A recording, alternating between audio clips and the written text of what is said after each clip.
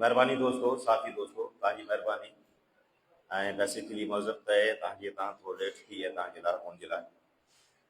मौज़ूद साथी भाइरो, पाकिस्तान हक़ीक़ी माने में आज़ाद थियो ई न आहे। अंग्रेज़ साम्राज्य शुरू खां वठी पाकिस्तान जे वतन फ़रोश टोले वसीले पाकिस्तान ते काबिज़ आहे। पंजाब जा हुक्मरान गुज़िरियल 172 सालनि खां वठी सिंध जे पाणी ते धाड़ा हणी रहिया आहिनि। हर वक्त नित नवा भाड़े लबा ऐं कैनाल कढे सिंध जो पानी रोके 7 करोड़ सिंधियुनि जी नस्ल कशी करे रहिया आहिनि। सिंध जा हुक्मरान बेकाबू बणिजी सिंध सां गद्दारी करे रहिया आहिनि।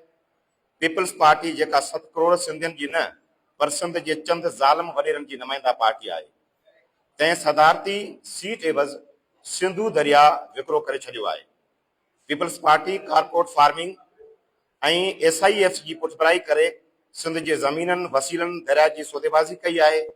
पीपल पार्टी वरी बि पावरलेस वज़ीरिज़म जी कुर्सी जी लालच में कहिड़े बि क़िस्म जी गद्दारी करण लाइ तयारु आहे, जंहिंजो ताज़ो मिसाल कल्ह वारो जलसे आम में कयल उनजी ॻाल्हि ॿोल्हि आहे।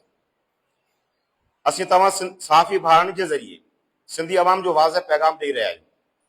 7 करोड़ सिंधी पंहिंजी धरती ऐं दरिया जो विकिरो कंहिं बि सूरत में बर्दाश्त न कंदा। सिंधी अवाम जी कावड़, क्रोध ऐं जदोजहद जो उत्साह तव्हां रमज़ान जे महीने में ऐं ईद जे ॾियारे ते ॾिसी चुका आहियो। सिंधी क़ौम पंहिंजे दरिया ऐं धरती जी हिफ़ाज़त लाइ पुरमन जमहूरी जदोजहद जारी रखंदी। जेकॾहिं को बि माण्हू, को बि धुर, को बि टोलो कंहिं पुरमन जमहूरी जदोजहद खे पुरतशद ऐं तकरारी बनाइण जी साज़िश कंदो त उन धुर, उन टोले गिरोह सां सिंधियुनि जो को बि वास्तो न आहे। सिंधी क़ौम हमेशह पुरमन रही आहे। सिंधी क़ौम जनरल ज़िया, अयूब ऐं मुशरफ जे मार्शल लाइ पुरमन जमहूरी जदोजहद वसीले भूरा बुरा करे छॾियो आहे ऐं हाणे बि पुरमन जमहूरी जदोजहद जारी रखंदे कैनालनि, कारपोरेट फार्मिंग मनसूबनि खे दफ़न कंदो। बिलावल शहबाज़ इत्तेहादी सरकार जे अन ऐलानियल वनी ऊंट जे दोखे जी दीवार खे बि जारी डाहे पट कंदो।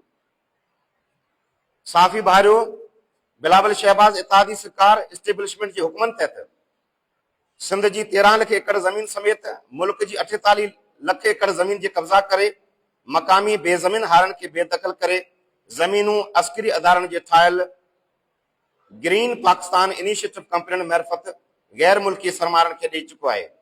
इन कब्ज़ागिरी खे कारपोरेट फार्मिंग जो चोगो पाराए वियो आहे। PTI जो सदर आरिफ अलवी बि इन कब्ज़ागिर ऐं बिलावल इत्तेहादी सरकार जो साथ ॾिनो। PDM वारनि केतिरा ई बिल पास करण में PDM सरकार जो साथ ॾिनो। एस्टेब्लिशमेंट, कैनाल कढण, ज़मीनूं ॾियण, इदालती निज़ाम खे अपाहिज बणण समेत ॿिया सभु कुदा ऐं गदारी वारा कम करण लाइ कानून साज़ी में साथ ॾियण जे इनाम तौर ते बिलावल शहबाज़ इत्तेहादी सरकार खे फार्म 47 तहत इलेक्शन में कामयाब करे मुल्क जी अवाम जे सीने मथां सुवार कयो आहे। पर मुल्क जो अवाम हिन फार्म 47 वारी हुकूमती गैर कानूनी ऐं गैर आइनी मुल्क दुश्मन फैसलनि खे तस्लीम न कयो आहे, न कंदो। फार्म 47 जी हुकूमत 7 करोड़ सिंधी जो पाणी बंदि करे सिंधी क़ौम जी नस्ल कशी करे रही आहे ऐं सिंधी अवाम जी नस्ल कुशी बर्दाश्त न कंदी। पंहिंजी दरियानि जी हिफ़ाज़त लाइ साह जे आख़िरी घड़ी ताईं जदोजहद जारी रहंदी। असांजी इहा जंग जारी कंदासीं। साफ़ी भाइरो, पीपल्स पार्टी मकर करे रही आहे। कैनाल ऐं कारपोरेट फार्मिंग जो मामलो जुदा कोन्हे, जेको रुगो कैनाल वारे मामले ते ॻाल्हाए थो ऐं कारपोरेट वारे मामले ते नथो ॻाल्हाए, या कारपोरेट जे मामले ते ॻाल्हाए थो ऐं कैनाल वारे मामले ते नथो ॻाल्हाए, उहो उनखे असीं मकर सम्झूं था। एस्टेब्लिशमेंट पूरी प्लानिंग सां अवाम जा रस्ता रोकण लाइ 26 आइनी तारमीम, इरसा अमेंडमेंट, पीका एक्ट, यूनिवर्सिटी बिल में अमेंडमेंट समेत ॿिया पूरा कानून कारा उन पास कराए पीपल्स पार्टी खां गद्दारी वारो कमु एस्टेब्लिशमेंट वरितो आहे। सिंधी क़ौम जो मुतालबो आहे त SIF जी सूरत में मुल्क मथां लागू कयल वन यूनिट फौरी तौर ते ख़त्म करे जमहूरियत बहाल थी वञे। कारपोरेट फार्मिंग मनसूबनि खे ख़त्म करे सिंध जूं ज़मीनूं गैर मुल्की सरमायाकारनि खे ॾियण बदिरां मक़ामी बेज़मीन हारनि ऐं हारनि खे ॾिनियूं वञनि। उन सां गॾु कारपोरेट फार्मिंग कंपनियुनि खे सिंध जो पाणी ॾियण बंदि करे नवनि कैनालनि जी जोड़जक स्ट्रेटेजिक मनसूबो फौरी तौर ते ख़त्म कयो वञे। इहा एस्टेब्लिशमेंट कैनालनि खे स्ट्रेटेजिक कैनाल ई इन्हनि लाइ नालो ॾिनो आहे त जीअं सिंधी अवाम खे तबाह ऐं बर्बाद करे सघनि ऐं उन सां गॾु ॿिनि मज़लूम क़ौमनि जी क़ौमी मिल्कियत फबाए सघनि। असीं सम्झूं था त इहे सिंधी बलोच सराइकी सभु ॼणनि जा फतेह थियल आहिनि, इहे इन्हनि खे फतेह सम्झनि था। साफ़ी भाउरो, ॻाल्हि फ़क़्ति छहनि नवनि कैनालनि जी न आहे, बल्कि 172 सालनि जे धारे जो हिसाब किताब वठणो आहे। पंजाब जे हुक्मरान मुसलसिल मुल्की इलाक़ाई इस्लामी तौर आलमी कानूननि जी भंजकड़ी करे एंडरसन कमेटी, काटन कमेटी, 1945 वारे सिंध पंजाब छा, 1991 वारे ज़ोरी मिलियल छा समेत समूरी पाणे मुआदन कानूननि जे ख़िलाफ़ वर्ज़ी कंदे सरसब्ज़ खुशहाल सदाबहार सिंध खे बंजर ऐं बदहाल बणाए छॾियो आहे। 1858 में पंजाब सिंध जी इजाज़त खां सवा सेंट्रल बारी दोआब कैनाल रावी मां कढियो। उन खां पोइ पंजाब 1885 में सिंधनाई कैनाल कढियो, लोवर चनाब कैनाल कढियो, लोवर जेहलम कैनाल सभु असांजी इजाज़त खां बग़ैर कढिया विया। इहो सॼो अमल गैर कानूनी ऐं आलमी कानून जी भंजकड़ी आहे। उन खां पोइ 1908 में पारपुर कैनाल बग़ैर इजाज़त कढियो वियो। 1914 में अपर स्वात कैनाल, 1915 में ट्रिपल कैनाल प्रोजेक्ट आंदो वियो। 1919 में 11 कैनाल ॿिया चोरी ऐं धारा हया विया, 4 हेडवर्क्स ठाहिया विया। इहे सभु 1935 वारे government of India act J section 80 ऐं 32 इस्लामी कानूननि मुल्की आलमी कानून जे ख़िलाफ़ आहिनि। Government of India J act 1935 में इहो लिखियलु आहे त हेठीं भाईवार जी इजाज़त खां सवा मथीं धुर पाणी नथो खणी सघे। राहू कमीशन इहो फ़ैसिलो ॾिनो त सिंधु दरिया समेत सिंधु में शामिल थींदड़ सभिनी नदियुनि में असीं लोवर रहित रहंदा आहियूं। पंजाब जो हुक्मरान जंगी दौर में मुलवस आहे। वफ़ाक़ी सरकार अणधुरी बणिजी सिंध पंजाब पाणी तका निबिरनि बदिरां पंजाब जी एजेंट तौर ते कमु करे रही आहे।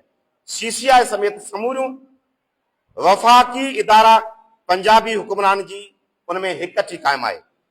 तंहिं करे सिंध पंजाब पाणी तका जे निबिरण लाइ बैन अक़वामी साख रखंदड़ इदारनि ते मुश्तमिल कमीशन जोड़ी वञे, जेका 1853 खां वठी अॼु ताईं सिंध सां थियल नाइंसाफ़ी जो अज़ालो करे।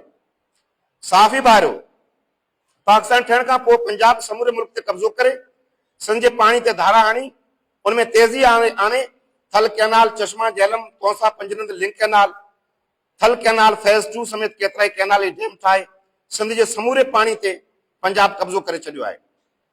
इंटर प्रेस सर्विस जी हिकिड़ी रिपोर्ट मुताबिक़ सिंध जे अंग्रेज़नि जे हमले खां अॻु में 150 MF पाणी समंड कोटड़ी खां हेठि समंड में वेंदो।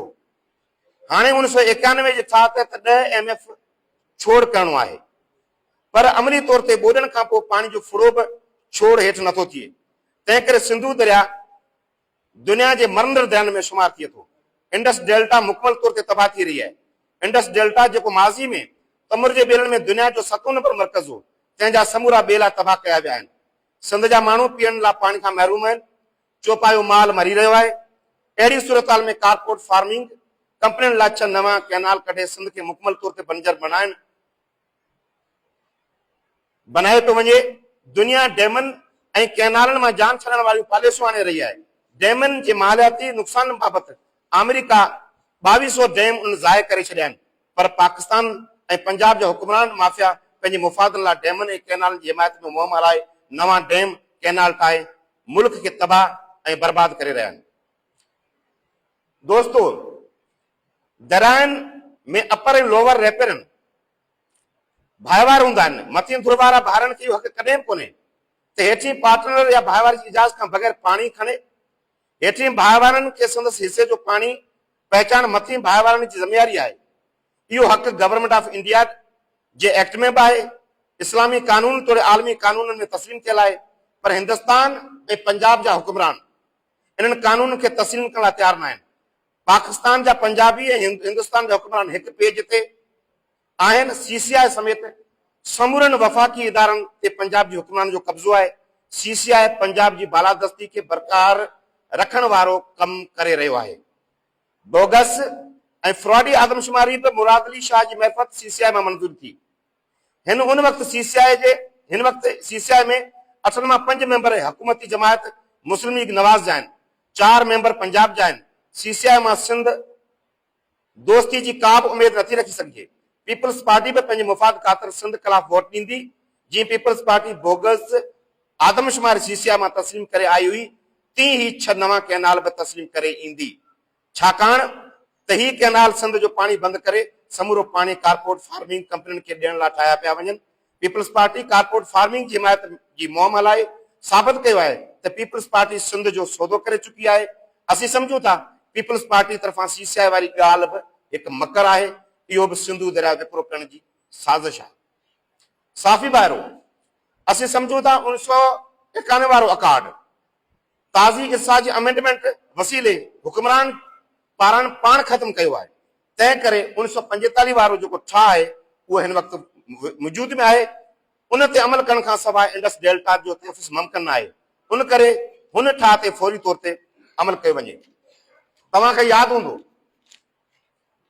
त जॾहिं कारपोरेट फार्मिंग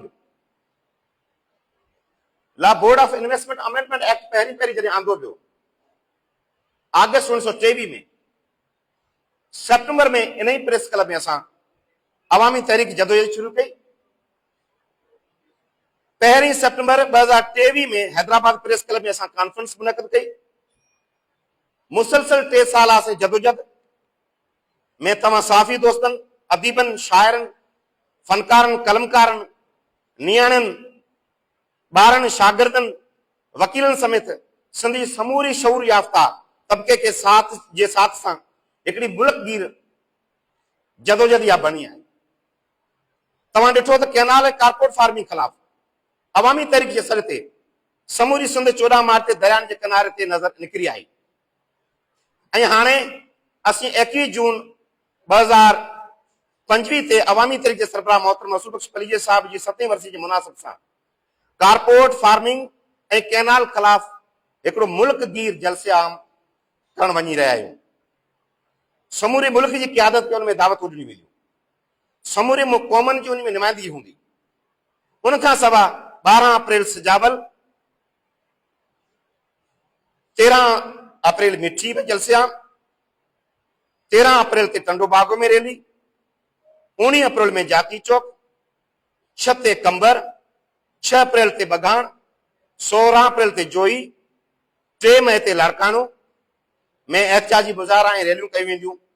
कारपोरेट फार्मिंग 6 नवनि कैनल खिलाफ भरपूर एहतजाज जारी रहंदो।